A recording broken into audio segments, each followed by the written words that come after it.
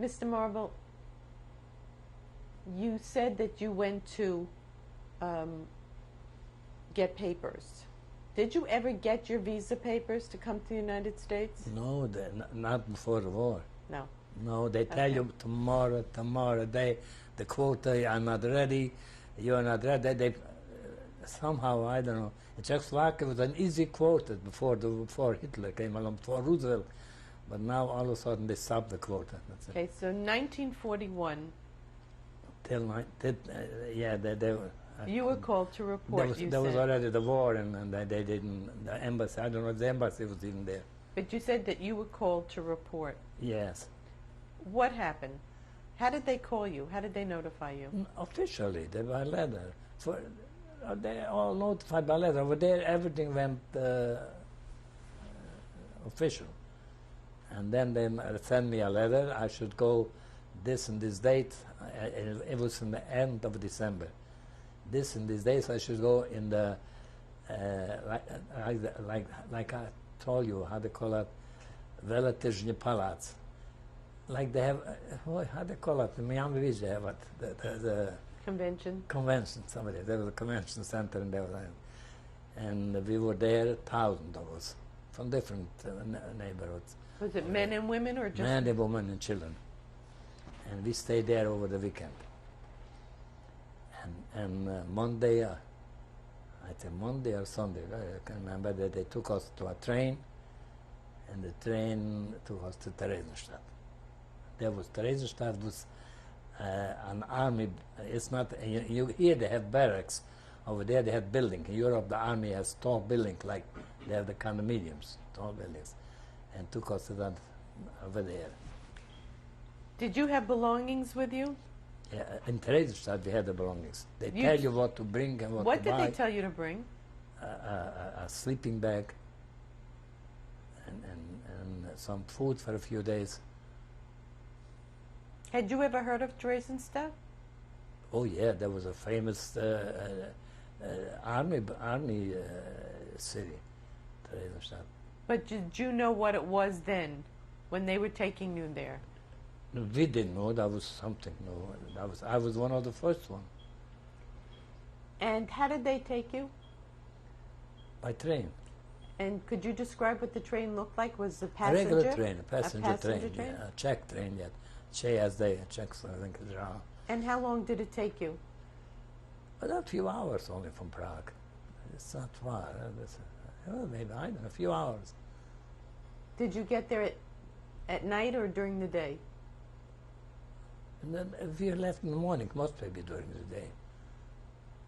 And could you describe what happened when you arrived at Theresienstadt? Yes, empty rooms, and we put our sleeping bags over there, and they tell us to sleep there. That's all. Who was there to meet you when you got off the train?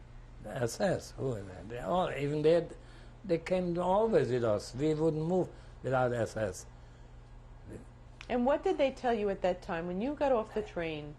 What did they tell you? They don't tell. They have always stooges. The stooges were talking. They talked to stooges, and the stooges told that they who knows what's happened, and they made a voice and then the SS. So they took you directly to the barracks? Yeah. Did anyone discuss anything with you? Ask your age or your occupation? No, the age. We gave the age over there. In the SS, the occupation. They know exactly about you. Those son of a gun, they know everything. But all of a sudden in January, because in January 20 I was already in Riga, and we would traveled over a week. That must be begin on 10th of January or something. I got somebody let me know, or with a letter, I don't remember how. So the stooges read a note or a letter, they call your name. And we got to go then and then to a train to Riga. Before you went to Riga, what did you do at Theresienstadt? Did you do Nothing. any work? We didn't do, from the beginning we didn't do nothing. You just Nobody did anything. It was new. What was your day like? They put, day life is to clean up the place, because there was an army barrack, to clean up the place and to make room for new ones, for millions of Jews, for new ones. So you would get up every day, and then what would happen? Clean, putting this back, push this furniture out, put this one. That's it. And it was only Czechoslovakian Jews with you? Yeah. That time, I don't know what happened later. No, with you. That was Czechoslovakian Jews. Yeah, and then I met, after I got to go to Riga, then a friend of mine, we grew up together, he was also a cabinet maker, we learned the trade together.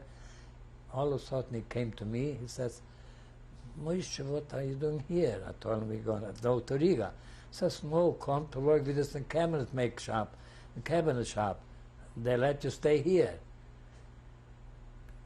I knew him from home, and he lived in Prague, and I never saw him in Prague. Isn't this odd? But I told him, listen, I'm not going to change nothing, because sometimes you change for the worse. Let it stay. I was single. He says, let's see what's happened. And they took us to Riga in the train. Was cold. The weather was cold. As further up we went, it was cold. I don't know how many days. Young children, boys and girls, men, old men. And finally we got to Riga. The toilet you couldn't use on the train, everything was frozen. Was this still a passenger train? Passenger train, yeah. And did you know when you got on that train that you were going to Riga? That's what they told us to go to Riga. Did you know what Riga was? Oh, I knew the geography. Listen, I told you I was good But in did geography. you know that it was a ghetto, didn't a know. city? What We did you know? didn't know till the war broke out. We knew already that the people are not nice. They kill their Jews over there, their own people. It's not like the Czechs. They know the Polacks kill their people, and the Latvian they kill the Jews. I knew already. I was informed already. When you went on the train to Riga, all Czechoslovakian people went with you? Yeah. About how many people do you think that About was? 1,000. Every transport was 1,000. This- 1,000. When did you go to Riga? December, by the end of December, I'd say. To Riga was the beginning of January, because New Year's we were in Dresdenstadt yet. New Year's we were in Dresdenstadt. But let's say the first week, something like that, the first week in January. And what year? 42. It was January 1942 when you 42. went to Riga. Right, yeah. Would you just... We thought we go to Riga. The train went to Riga. But the train never arrived. The train arrived to Riga, but when we came to Riga, they took 56, young men, and we counted after 56, we didn't know those things. 56 of us, I tried to go on a truck, and SS man came, hit me, says, you don't belong here.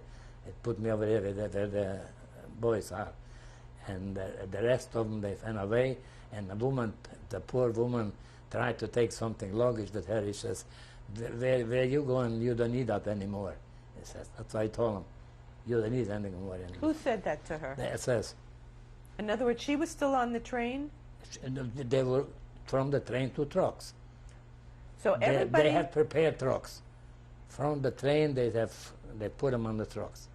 They And pushed this them. was when you arrived before Riga or at Riga? That was Riga, that was a station, on the railroad station. Okay, so you were divided up into groups. The groups, yeah. And you went with a group of... And we stayed in the corner. The 56 men, 56 or 57, I couldn't remember. And then they would stay there in the corner waiting. And you saw... All the women and the man, the old man, young man, they pushed them on the truck. They're not gentle. Throw them on the truck.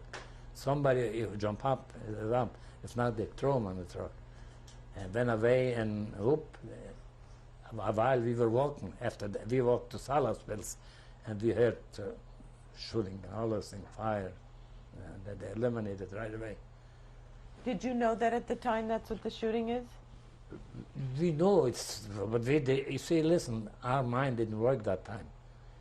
Our mind worked to save ourselves. We still, young, it was cold over there, and it was so cold. And then we came to, we walked there all day long until we arrived in Salasville, but there was always stooges.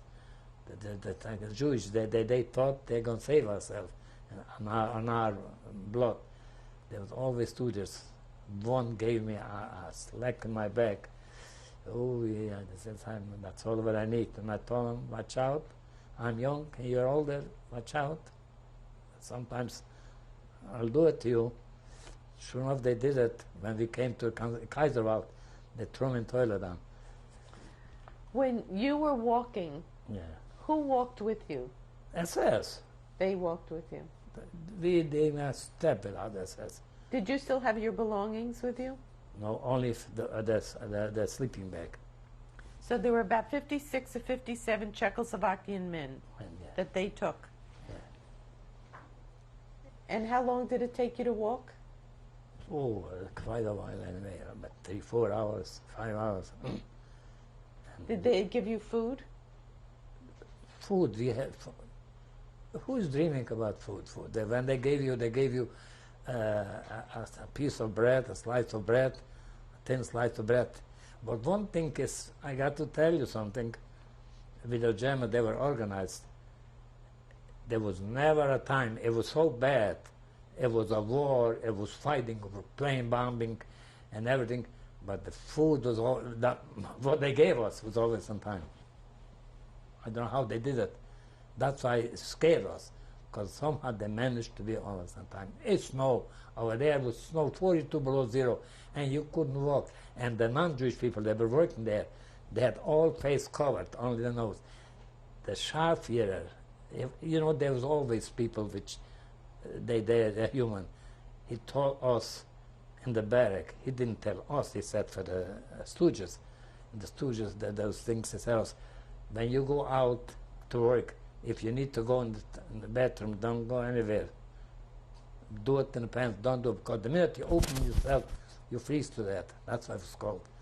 Some people didn't listen, some didn't. And there was a Mayor Langer, can never forget how many times he come to the ghetto, to our hospitals, the camps. He was hunting, like a regular hunting people, Jewish people. And those people, they didn't die. He bring it in the barrack, and he cried all night and cried till he died. And nobody could be able to touch him. Nobody should touch him, help him.